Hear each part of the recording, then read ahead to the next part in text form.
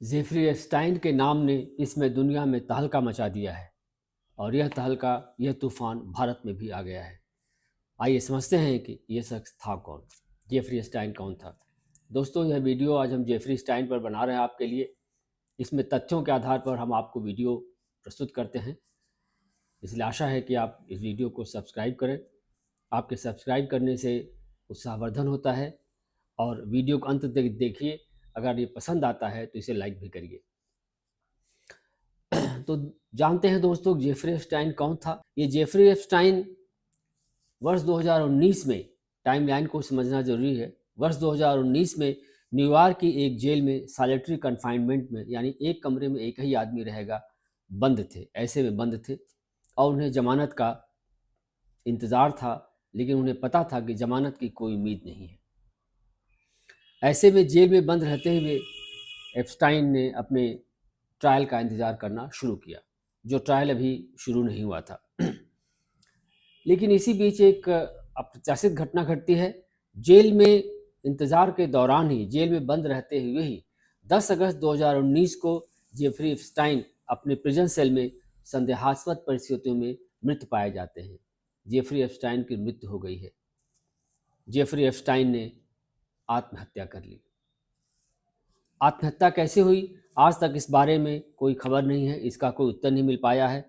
बस इतना सा आप फिर टाइमलाइन को थोड़ा ध्यान रखिए कि इस समय डोनाल्ड ट्रंप अमेरिका के राष्ट्रपति थे, अपनी पहली पारी के राष्ट्रपति पद पर कार्यरत थे और राष्ट्रपति के पद के अंतिम दिनों का ये मामला है। जेफरी एप्स्टाइन 2019 में सेक्स ट्रैफिकिंग के आरोपों में जेल में बंद थे और इसके पूर्व 2008 में भी वो जेल में गए हुए थे, लेकिन 2008 में वो एप्स्टाइन पर नाबालिग लड़की को बरगला फुसलाकर प्रोस्टिट्यूशन कराने का आरोप लगा हुआ था। जहां 2008 के अंडर एज सेक्स ऑफेंस को एप्स्टाइन ने उसके चार्ज को पूरी तरह स्वीकार कर लिया था, वहीं 2019 का जो सेक्स ट्रैफिकिंग का आरोप उनके ऊपर लगा था कि वो सेक्स ट्रैफिकिंग का एक बड़ा भारी नेटवर्क संचालित कर रहे थे, उसके आरोप को एप्स्टाइन ने खारिज कर दिया था, रिफ्यूट कर दिया था, उसे किसी रूप में स्वीकार नहीं किया था। तो कौन है ये बला जिसका नाम जेफरी एप्स्टाइन है और जिसका दुनिया के हर बड़ी हस्ती से संपर्क था, घनिष्ठ संपर्क था, और जिसके ईमेल में अपना नाम आने से लोग आज भी घबराए हुए हैं। अब इसकी दहशत भारत तक भी पहुंच गई है दोस्तों, और ऐसा माना जा रहा है कि कुछ ईमेल्स में भारत के oil and gas minister Hardeep Puri के साथ साथ भारत के प्रधानमंत्री माननीय श्री नरेंद्र मोदी व बिजनेसमैन अली अंबानी का नाम भी शामिल है। अमेरिकन फाइनेंशियर जेफरी एप्स्टाइन व converted under age sex offender, child sex offender Jeffrey Epstein New York में 20 जनवरी 1953 को पैदा हुए थे। वहीं पले बढ़े ये, और वहीं एक प्राइवेट स्कूल जिसका नाम डाल्टन स्कूल है, उसमें ये 1970 के दशक के मध्य में बच्चों को फिजिक्स व मैथ्स पढ़ाने का काम करने लगे थे। जेफरी एप्स्टाइन ने यूनिवर्सिटी से फिजिक्स व मैथ्स की पढ़ाई की थी, लेकिन ये ग्रेजुएशन कभी नहीं कर पाए। इन्होंने यूनिवर्सिटी से ड्रॉप आउट ले लिया था, डिग्री पूरी नहीं की। एप्स्टाइन का व्यवहार बड़ा ओजस्वी और बड़ा आकर्षक रहता था, यहाँ तक एक बार मिलने पर लोग इस शख्स के कायल हो जाते थे। इसी दौरान एप्स्टाइन के विद्यार्थियों में से एक विद्यार्थी का पिता इनसे बहुत अधिक प्रभावित हो जाता है और एक अप्रत्याशित सी घटना घटती है, और एप्स्टाइन से वह इतना प्रभावित होता है कि उसने एप्स्टाइन का परिचय वॉल स्ट्रीट के एक बैंक, बियर स्टर्न्स बैंक के एक बहुत ही प्रभावी सदस्य से इनका परिचय करा देता है। यहीं से एप्स्टाइन की जिंदगी और सारी कहानी बदल जाती है। अपनी प्रतिभा व व्यवहार कुशलता के बल पर एप्स्टाइन मात्र 4 साल के अंदर इस बैंक के पार्टनर बन गए थे, और 1982 आते आते तक एप्स्टाइन के पास उनकी खुद की अपनी कंपनी तैयार हो जाती है, जिसका नाम रखा जाता है जे एप्स्टाइन एंड कंपनी। एप्स्टाइन अब एक फाइनेंसर बन चुके होते हैं और उनके क्लाइंट्स का लगभग $1 बिलियन के एसेट्स का वो मैनेजमेंट करने लगते हैं, उनके एसेट्स को संभालने लगते हैं। न्यूयॉर्क की गलियों में एप्स्टाइन की सफलता के चर्चे होने लगते हैं और हर आदमी इस शख्स से मिलना चाहता है। जल्द ही एप्स्टाइन के पास न्यूयॉर्क का सबसे बड़ा प्राइवेट घर बनकर तैयार हो जाता है। इसके साथ ही फ्लोरिडा में एप्स्टाइन का एक बड़ा मैंसन और न्यू मैक्सिको में एक रैंच भी बनकर तैयार हो जाता है। एप्स्टाइन का नाम अमेरिका की रिच लिस्ट में शामिल हो गया है और एप्स्टाइन देखते ही देखते एक सेलिब्रिटी बन जाते हैं तथा बड़े बड़े बिजनेसमैन, पॉलिटिशियंस, कलाकार और फिल्मी हस्तियों के साथ सोशलाइज करने लगते हैं। अमेरिका के राष्ट्रपति डोनाल्ड ट्रंप के 90 के दशक में एप्स्टाइन के साथ बड़े घनिष्ठ संबंध थे, लेकिन एप्स्टाइन के ऊपर सेक्स ऑफेंस के आरोप लगने के बाद ट्रंप ने एप्स्टाइन से अपनी दूरी बढ़ा ली तथा ट्रंप अब यह कहने लगे हैं कि एप्स्टाइन को वे जरूर जानते हैं, लेकिन रियल एस्टेट प्रॉपर्टी के एक झगड़े के कारण वर्ष 2000 के मध्य में उनके संबंध एप्स्टाइन से टूट जाते हैं। ट्रंप ने यह भी कहा है कि उनके क्लब जिसका नाम मारे लागो है, उसमें एप्स्टाइन के द्वारा ट्रंप के फीमेल वर्कर्स को, फीमेल एम्प्लॉइज को भला फुसलाकर तोड़कर अपनी एप्स्टाइन कंपनी में उनको नौकरी दी जाने लगी थी। इसलिए ट्रंप बहुत नाराज थे और ट्रंप ने एप्स्टाइन को अपने क्लब से भगा दिया था। एप्स्टाइन से मिलकर किसी भी तरह का गलत काम करने से ट्रंप ने हमेशा इनकार किया है। वहीं ट्रंप अब अमेरिका के सेकेंड टाइम राष्ट्रपति बन गए हैं। ट्रंप के अलावा एप्स्टाइन के कई हाई प्रोफाइल फ्रेंड्स या पहचानें रही हैं, जिनमें मुख्यतः अमेरिका के पूर्व राष्ट्रपति Bill Clinton, Hollywood actors Kevin Spacey और Chris Tucker, Prince Andrew of England जो वर्तमान के किंग चार्ल्स के छोटे भाई हैं, स्वीडन की प्रिंसेस, बिल गेट्स, स्टेफन बैनन जो बैंकर हैं, मीडिया एग्जीक्यूटिव रहे हैं और प्रेसिडेंट ट्रंप के पहले टर्म में व्हाइट हाउस के चीफ स्ट्रेटेजिस्ट भी थे, वो भी शामिल हैं उनके दोस्तों में। इसके साथ एक बड़ी हस्ती नोआम चॉम्स्की का है जो एक प्रोफेसर और लिंग्विस्ट हैं। इसके साथ ही विश्व प्रसिद्ध हार्वर्ड यूनिवर्सिटी के चेयरमैन लैरी समर्स भी शामिल हैं और नोआम चॉम्स्की जो एक लिंग्विस्ट है और प्रोफेसर हैं। 2003 में दोस्तों एप्स्टाइन ने न्यूयॉर्क मैगजीन को खरीदने की भी असफल कोशिश की थी और उन्होंने विश्व प्रसिद्ध हार्वर्ड यूनिवर्सिटी को $30 मिलियन का चंदा भी दिया था। एप्स्टाइन के दोस्तों में अमेरिका में इंग्लैंड के राजदूत पीटर मेंडलसन भी थे और पीटर मेंडलसन बेचारे की स्थिति हुई कि इस केस में एप्स्टाइन के साथ उनका नाम जुड़ने के कारण पीटर मेंडलसन को अमेरिका में अपनी एम्बेसडरशिप को छोड़ना पड़ा है। अब तक आपको लग रहा होगा कि तो इसमें खास बात क्या है, ऐसा तो होता रहता है, लेकिन जी नहीं, यहीं से एप्स्टाइन की जिंदगी में एक बड़ा बदलाव आता है और उनके रंगीले दिनों के उनके दोस्त या उनकी परोसी गई रंगरेलियों का मजा उड़ाने वाले दोस्त अब उनसे दूरी बनाने लगे। वर्ष 2005 एक नाबालिग लड़की की मां पेरेंट्स ने फ्लोरिडा पुलिस को एक शिकायत लिखी जिसमें एप्स्टाइन पर आरोप लगाया कि एप्स्टाइन ने उनके पाम बीच के घर पर उनकी लड़की के साथ गलत नियत से छेड़छाड़ की थी। पाम बीच के एप्स्टाइन के घर पर रेड पड़ती है और इस रेड में एप्स्टाइन के घर के सभी कमरों में से लड़कियों के फोटोज ही फोटोज पाए जाते हैं। पाम बीच की पुलिस ने बताया कि एक दो नहीं करीब 50 लड़कियों ने बयान दिया है और सभी ने एप्स्टाइन को लेकर एक ही जैसी कहानी बताई है। एप्स्टाइन की मुश्किलें इसके बाद अब बढ़ जाती हैं। 2008 में एप्स्टाइन की एक कोर्ट डील हुई थी जो कि अमेरिकन कोर्ट्स में लीगल प्रक्रिया की तरह संभव है, कोई आश्चर्य नहीं है, और इस डील से एप्स्टाइन अमेरिका के फेडरल आरोपों से बच जाते हैं क्योंकि फेडरल आरोप लगने पर उन्हें जीवन पर्यंत की जेल हो सकती थी। लेकिन इस डील से एप्स्टाइन को केवल 18 महीने की जेल होती है और यह जेल भी ऐसी रहती है कि एप्स्टाइन 12 घंटे दिन में अपने ऑफिस में आकर काम कर सकते थे। इस जेल टर्म के दौरान 13 महीने के बाद एप्स्टाइन को प्रोबेशन पर रिहा किया जाता है।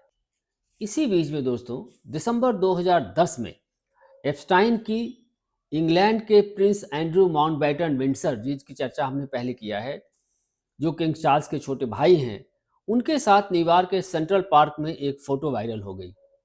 इस पिक्चर से विवाद बढ़ गया। इस पिक्चर से विवाद इतना बढ़ा कि बढ़ते बढ़ते ये इस हद तक पहुंच गया कि इसी साल 2025 में इंग्लैंड के किंग चार्ल्स ने अपने छोटे भाई प्रिंस एंड्रू से प्रिंस की उपाधि के साथ साथ सभी रॉयल टाइटल्स छीन लिया है। अब प्रिंस एंड्रू विंडसर कैसल में कोई रोल उनका नहीं रहा। एप्स्टाइन पर आरोप लगाने वाली महिला वर्जीनिया रॉबर्ट्स, या जिन्हें आजकल वर्जीनिया जिफ्रे के नाम से जाना जाता है, उन्होंने आरोप लगाया कि जब वे मात्र 17 साल की थीं वर्ष 2000 में, तब उन्हें प्रिंस एंड्रू के साथ सेक्स करने के लिए मजबूर किया गया था। यह बात दुनिया भर में आग की तरह फैल गई। प्रिंस एंड्रू ने तत्काल स्पष्ट शब्दों में वर्जीनिया जियोफ्रे की बात से इनकार किया, लेकिन अब तक तो डैमेज हो चुका था। एप्स्टाइन व एंड्रू दोनों मुश्किल में थे। जियोफ्रे ने प्रिंस एंड्रू के खिलाफ सेक्स ऑफेंस का मुकदमा भी दर्ज किया और प्रिंस एंड्रू उस मुकदमे को सेटल करने के लिए 2022 में उन्होंने वर्जीनिया जियोफ्रे को मिलियंस ऑफ डॉलर्स भी दिया। 2019 में एप्स्टाइन पेरिस गए हुए थे। अपने प्राइवेट जेट से पेरिस से वापस आने के बाद 6 जुलाई 2019 को एप्स्टाइन को न्यूयॉर्क में गिरफ्तार कर लिया जाता है। एप्स्टाइन के द्वारा सेक्स ट्रैफिकिंग किए जाने के आरोपों के चलते अमेरिकन पार्लियामेंट, जिसे कांग्रेस कहा जाता है, उस कांग्रेस की हाउस ओवरसाइट कमेटी ने, उसके डेमोक्रेट सदस्यों ने जांच की और जांच के दौरान एप्स्टाइन की जो स्टेट है उससे करीब 79,500 फोटोज मिले।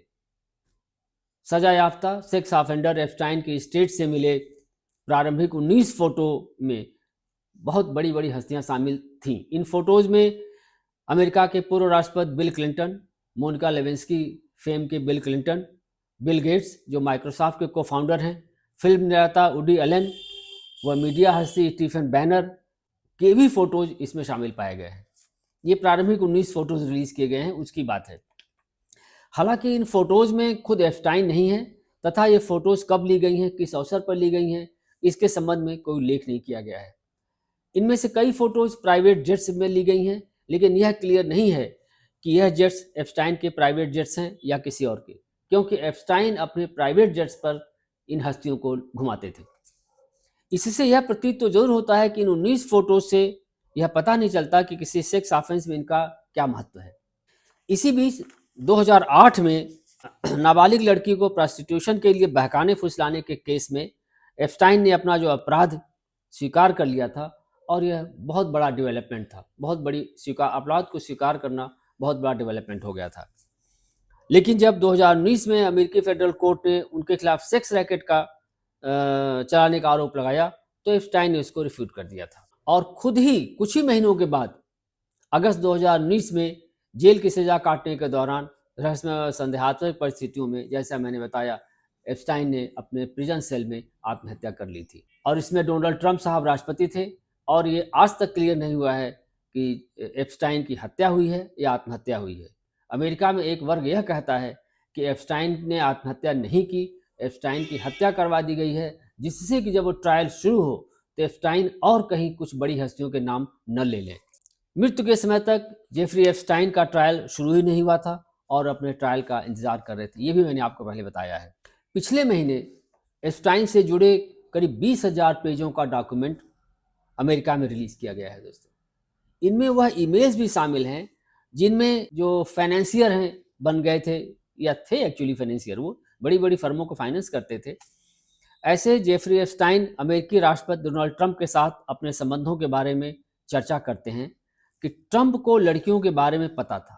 जेफरी एप्स्टाइन कहते हैं कि Donald knew about the girls that they are under age. Trump knew about the girls, लेकिन ट्रंप ने इसका व्हाइट हाउस ने, दोनों ने, ट्रंप और व्हाइट हाउस दोनों ने इसका खंडन किया है और कहा है कि सेक्स ट्रैफिकिंग के बारे में, सेक्स ट्रैफिकिंग का जो हिस्सा था आरोप का, उसके बारे में उन्हें कुछ भी पता नहीं था कि जेफरी एप्स्टाइन सेक्स ट्रैफिकिंग भी करते। उन्हें इन सब का 2008 के बाद पता लगा जब एप्स्टाइन ने पहली बार अपने अपराध को स्वीकार किया था।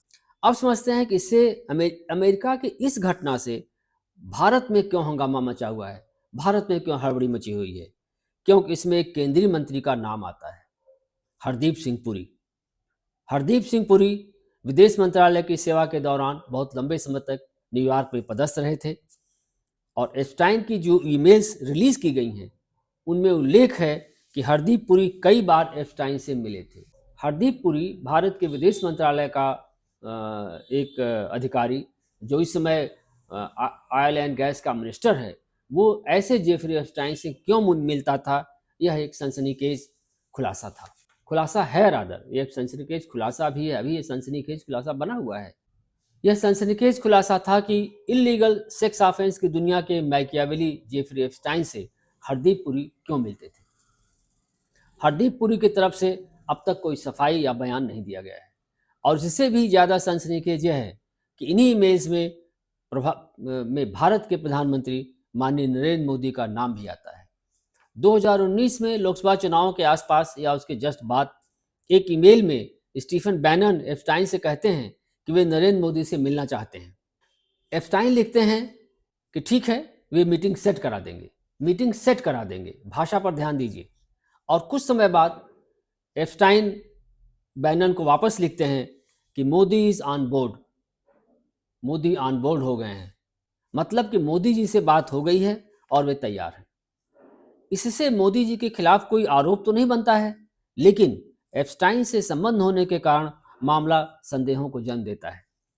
एक ईमेल से अनिल अंबानी के भी एप्स्टाइन से संबंध होना पता चलता है, जिसमें अनिल अंबानी एप्स्टाइन से यह पूछ रहे हैं कि मोदी जी की अमेरिका ट्रिप का शेड्यूल क्या है।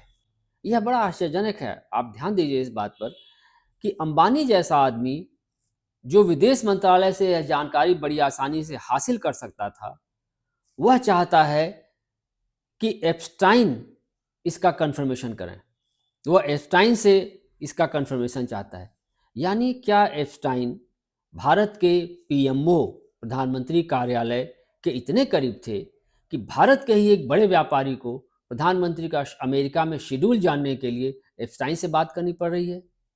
ये सारे सवाल अभी अनुत्तरित हैं। आज 19 दिसंबर का दिन इस मामले में खास दिन है दोस्तों। आज 19 दिसंबर को अमेरिका में एप्स्टाइन से संबंधित डॉक्यूमेंट्स को रिलीज करने का अंतिम दिन है। ये अमेरिका की डिपार्टमेंट ऑफ जस्टिस के पास हैं। अर्थात यदि डॉक्यूमेंट्स आज रिलीज कर दिए जाते हैं तो भारत में भी आज रात पता चल जाएगा कि इसमें कौन कौन से लोग शामिल थे। और इसीलिए भारत में भी जो नामचीन हस्तियां हैं आज घबराई हुए हैं। उनके दिल की धड़कनें बढ़ी हुई हैं कि क्या आज किन्हीं ईमेल्स में उनके नाम का जिक्र तो नहीं आ जाएगा। तो इस एप्स्टाइन फाइल्स के डॉक्यूमेंट के रिलीज होने तक तो उसे इंतजार करते हैं। धन्यवाद। Thank you.